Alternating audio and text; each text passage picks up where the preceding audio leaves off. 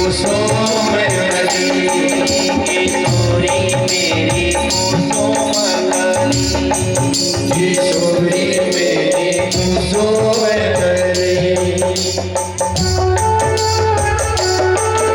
श्री राम।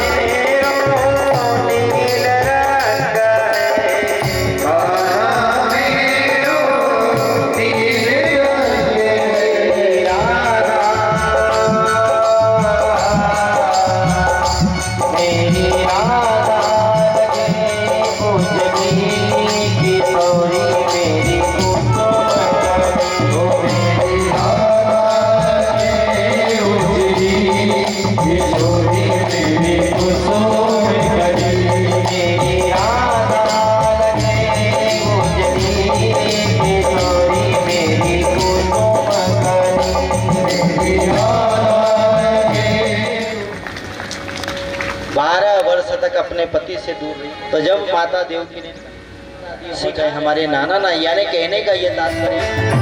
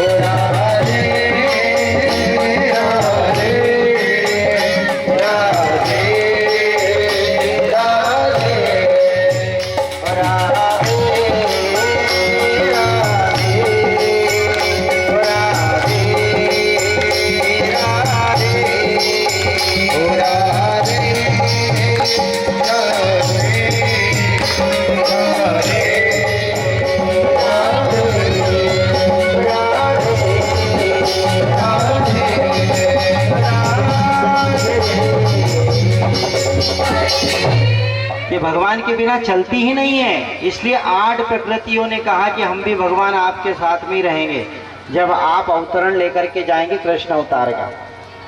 द्वापर युग में जब आप जाएंगे तो हम आपके बिना नहीं रह पाएंगे।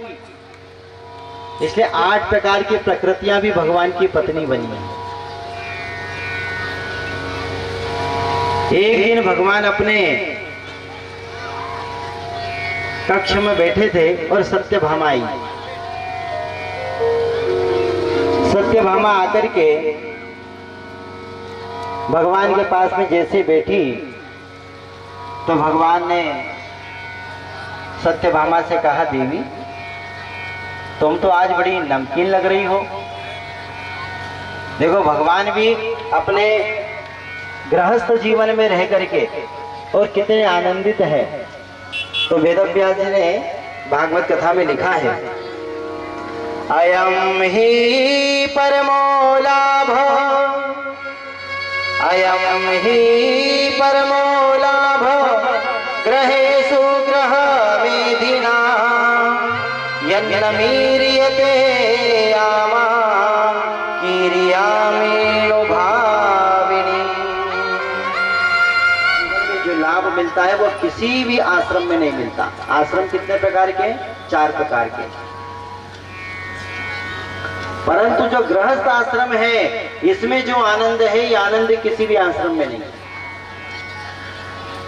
और लोग कहते हैं कि गृहस्थ जीवन में तो हमारा जीवन ही बर्बाद हो गया। अरे गृहस्थ जीवन क्या है उसको जरा हम चिंतन करके देखें। जो आनंद गृहस्थ जीवन में एक साधक के लिए, एक महात्मा का भी अगर कहीं जन्म होता है तो जन्म महात्मा कोई टपक थोड़ी जाता है आसमान से, किसी न किसी के गृहस्थी में ही तो जन्म लेता है। तो ये जो गृहस्थ जीवन है अयम ही परमो लाभ, इसमें सबसे बड़ा लाभ मिलता है। और हम कहते हैं कि भाई गृहस्थ जीवन में रह करके भगवान के लिए हम कुछ नहीं कर पाते। बच्चे सब रहे उनके, परंतु देखो इनका लक्ष्य क्या था? केवल भगवान को पाना। तो क्या भगवान को पाया नहीं उन्होंने? क्या भगवान ने उनको दर्शन नहीं दिया? चिल्लाचड़ बहुत हो रही, मुझे बहुत आवाजें आ रही है। जो लोग आप आ रहे हो वहीं के वहीं बैठ जाओ, जहां पर से आ रहे हो वहीं बैठ जाओ। जिन संत महापुरुषों के बड़े बड़े परिवार हुए हैं, 10-10, 20-20, 25-25 बच्चे हुए हैं। अरे उदाहरण से देख लो ऋषभ देव जी महाराज, जिनसे जैन धर्म का प्रचार हुआ, इनकी भी तो संतानें थी। क्या इन्होंने भगवान को नहीं, ये तो साक्षात भगवान बने। इसलिए गृहस्थ जीवन में हम भगवान की साधना कर सकते हैं। वन में जाकर के भगवान की साधना करना तो पता चलता कि चलो भाई अकेला है, परंतु गृहस्थ जीवन में रह करके भगवान का भजन करना, भगवान कहते हैं कि ऐसी जगह रह करके जो भजन करना है। जबकि इनके यहाँ पे इनके संतानें थी, इनकी पत्नी थी। क्या नरसिंह मेहता की पत्नी या उनके बच्चे नहीं थे? फिर भी भगवान कृष्ण को, ठाकुर जी को उनके यहाँ पर आना पड़ा। वो भी तो गृहस्थी थे, उनके यहाँ भी तो संतान थे, उनकी पत्नी थी। चलो ये तो कुछ भी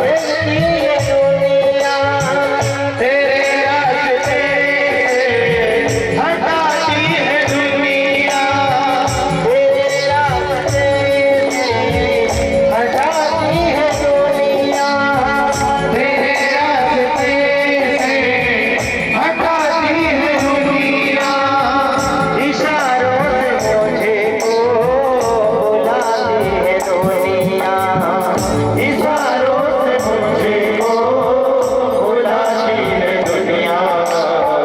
नहीं देखना मुझको दुनिया का इशारा, नहीं देखना मुझको दुनिया का इशारा, कभी छूट जाएगा दामन तुम्हारा, कभी छूट जाएगा दामन तुम्हारा। ओ बाके बिहारी मुझको देना सहारा, बाके बिहारी मुझको तेरा सहारा, कभी छूट जाएगा दामन तुम्हारा, कहीं छूट जाएगा दामन तुम्हारा। कृष्णा मेरे कृष्णा, मेरे मोहन मेरे मोहन,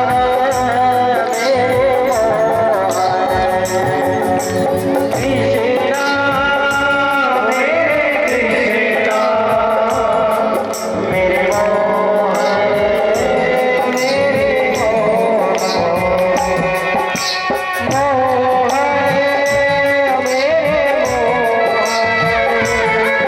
मेरे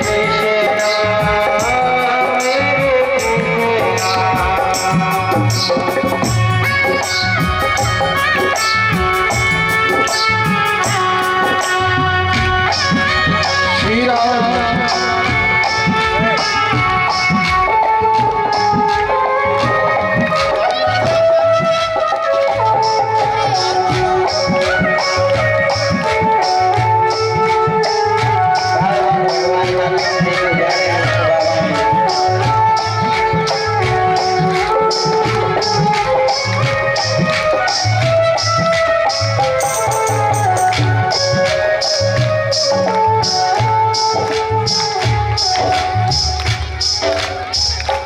भगवान का नाम जपते जपते जपते द्वारकापुरी पहुंचे। द्वारकापुरी में कई सज्जनों से पूछा भगवान का महल कहाँ पर है। किसी ने बता दिया इशारा करके, भैया सीधे चले जाओ, भगवान का महल सामने है। गए द्वार पर जाकर के द्वारपालों से पूछा, भैया जरा अंदर जाकर के सुनाना द्वारपाल ने कहा, महाराज अभी आप नहीं तो रुको, हम जाकर के कृष्ण प्रभु आज द्वार पर एक विप्र आया है। देखो ना तो एकदम ऐसे थर थर कापड़ा सूखे पत्ते के समान है, जिसका शरीर ही जीर्ण हो चुका है। महाराज अगर बात करें चरणों की तो चरणों में खड़ा हो नहीं है, बात करें अगर पगड़ी की तो शरीर पर कोई पगड़ी नहीं है। ऐसी दीनहीन दशा में आज आया कोई ब्राह्मण, शरीर पर पूरे फटे कपड़े पहना है। और हे द्वारिकाधीश वो सुदामापुरी से आया है।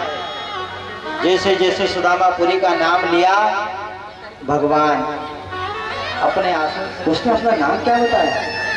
जैसे ही द्वारपालों ने कहा प्रभु उनका नाम सुदामा है, जैसे ही भगवान ने नाम सुना तो आतुर होकर के दौड़े अपने भक्त के लिए, हे सुदामा, हे सुदामा, हे मित्र, हे मेरे मित्र, हे मेरे प्राण।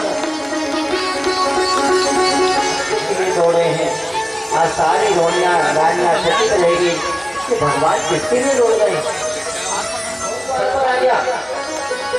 जब भगवान द्वार पर गए, अपने सुदामा को देखा, मित्र को देखा, देख करके अपने हृदय से लगा लिया, हे मित्र तू इतने दिन कहाँ रहा, आज तुझे मेरी आ गई।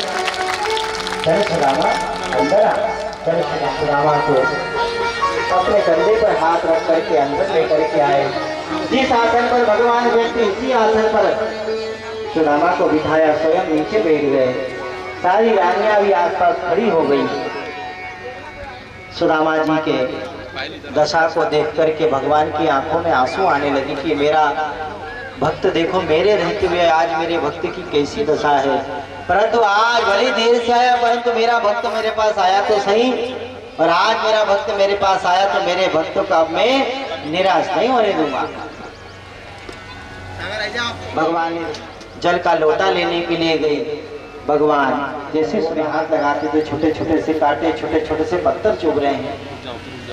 लहू करुणा करके करुणा निधि रोए, पानी परात को हाथ छुओ नहीं, नयनन के जल सो पग धोए। अपने आंसुओं से भगवान ने पाप प्रक्षालन करा दिया। बंधुओं सत्यभामा से कहा, जाओ सत्यभामा मेरे भक्त के पाँव में कांटे चुभे, जाओ जरा सुई लेकर के आओ, मैं सुई निकालूंगा, मैं सुई से कांटे निकालूंगा, पत्थरों को निकालूंगा। सत्यभामा गई, देर हो गई। बंधु ऐसा कहते हैं कि भगवान दे रहे हैं, कि भगवान अपने भक्त को प्रेम दे रहे हैं, प्रेम कर रहे हैं, ऐसा अनन्य प्रेम। भगवान ने अपने सुदामा जी ने कहा, कुछ नहीं भैया, इतनी दूर से मैं आया हूं ना तो मेरे हाथों में दर्द, इसलिए मैंने हाथ चिपका दिया। भगवान कहते, सुदामा एक बार बस तेरा जो दर्द बता करके देगी पर दुख नहीं होगा। भगवान कह रहे, एक बार तेरी समस्या बता करके देख मित्र, मैं तुझे इस संसार का सारा ऐश्वर्य दे दूंगा। परंतु सुदामा कभी नहीं बोल पाता। भगवान ने जैसे तैसे पोटनी को छुड़ा लिया कि बता तेरे पास में क्या है। पोटनी को छुड़ा करके जैसे भगवान ने देखा, पोटनी खोल करके बंधुओं तो पोटनी में कच्चे कच्चे चावल बने थे। 4 घर के अलग अलग चावलों को देख करके भगवान की आंखें सहम गई, रोने लगे। भगवान कहने लगे, हे मित्र, मेरे रहते हुए तो कितना दुख उठा रहा है।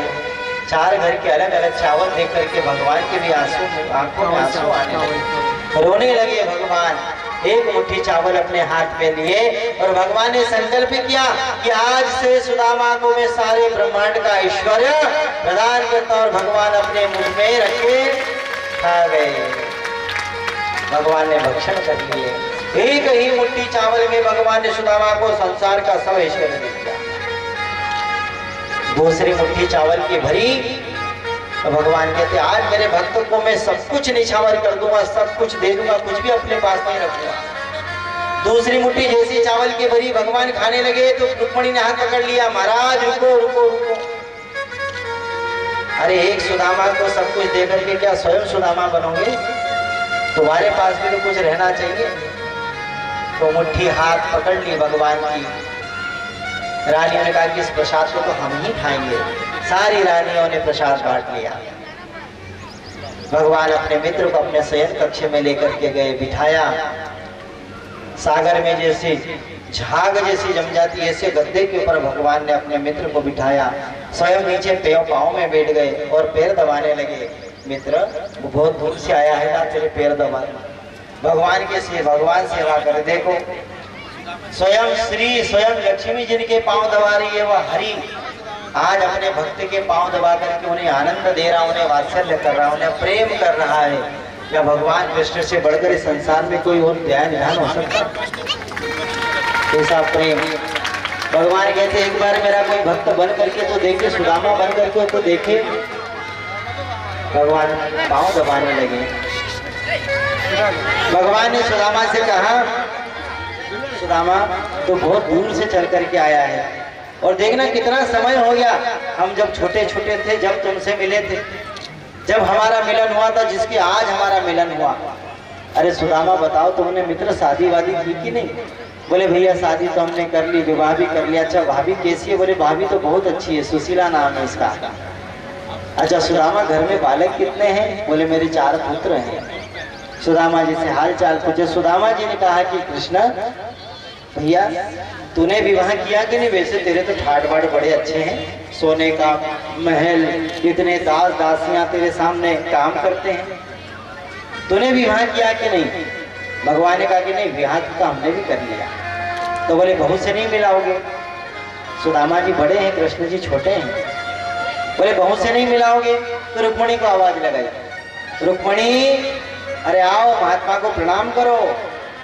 रुक्मणी जी ने आकर के सुदामा जी को प्रणाम किया। सुदामा जी ने आशीर्वाद दे दिया, अखंड सौभाग्य कल्याण भव, आशीर्वाद दे दिया। रुक्मणी जी दूर हट गई। ठीक सामने पंडाल। सत्यभामा का आवाज लगाई, सत्यभामा तुम भी आ जाओ। सत्यभामा ने प्रणाम सामने। किया। सुदामा जी ने पूछा कि ये कौन है? नीचे खड़ा भगवान हूँ। कृष्ण ने कहा कि ये वही है जो पहले आई नीचे तो खड़ा हूँ। अच्छा, दो शादी करके रखी। फिर रहूंगा मैं पास। उसने भी प्रणाम करके दूर हट गई।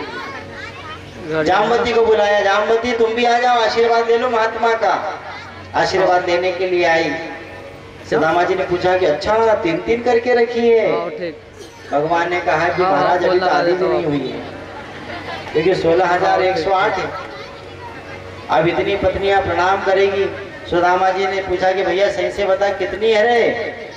बोले महाराज 16,108। बोले वाह, इतनी सारी शादियां कर। अब इतनी तेरी पत्नियां मेरे चरण छुएगी तो मैं कहाँ तक उनको आशीर्वाद दूंगा? मेरी कमर दुखाएगी। और ऐसे बहुत दूर से चल करके आया। तो एक काम कर, तू है इनका अर्धांग और ये तेरी ही अर्धांगिनी, तू मेरे चरणों में अपना सिर टेक दे, मैं तुझे आशीर्वाद दूंगा तो सबको आशीर्वाद पहुंच जाएगा। भगवान को आशीर्वाद दे दिया। रात्रि विश्राम करे भगवान ने। भगवान के यहाँ पर सुदामा ने विश्राम किया। सवेरा हुआ। सवेरे होते ही सुदामा जी ने कहा कि मैं जाना चाहता हूँ कृष्ण। भगवान ने कहा कि ठीक है जाओ।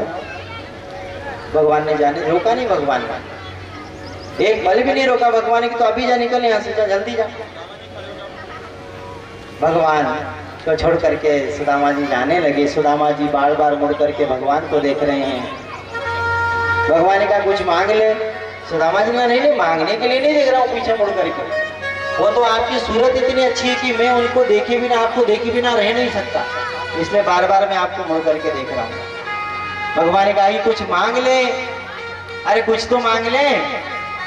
परंतु सुदामा जी ने कुछ भी नहीं मांगा। फिर कहा भगवान ने, सुदामा जब तू घर से आया तो भाभी ने मेरे लिए कुछ संदेश तो जरूर भेजा होगा।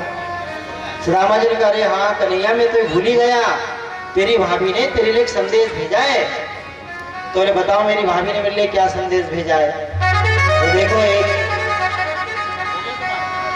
भाभी ने अपने देवर के लिए क्या संदेश भेजा। सुदामा जी संदेश सुना रहे हैं कि एक मास दुई पाख में, एक मास दुई पाख में दुई एकादशी हो, ठाकुर जी मारी झोपड़ी में नित्य एकादशी हो। यह संदेशा सुनकर के भगवान की आंखें सहम हो गई, सहम गई भगवान की आंखें। संदेशा दिया है एक मास दुई पाख में दुई एकादशी होए। सुशीला कह रही भगवान महीने भर में 2 एकादशी होती है, परंतु मेरे घर में मेरी झोपड़ी में रोज एकादशी होती है, खाने के लिए एक दाना भी नहीं घर में ठाकुर। भगवान की आंखें सहम गई। भगवान रोने लगे, आंसू टपकने लगे। भगवान ने सुदामा से कहा सुदामा मेरी भाभी ने मेरा संदेश दिया, मैंने श्रवण कर लिया, मैंने सुन लिया संदेश। अब एक संदेश मेरी भाभी को भी जाकर के तू कह देना उसके देवर का कि भाभी है नीति सो है गई पर अपना ऐसी हो, भाभी तेरे महल में नित्य दीपावली हो। भाभी है नीति सो हो गई पर अपना ऐसी हो। भगवान ने कहा तेरे महल में झोपड़ी नहीं कहा भगवान ने, तेरे महल में नित्य दीपावली हो।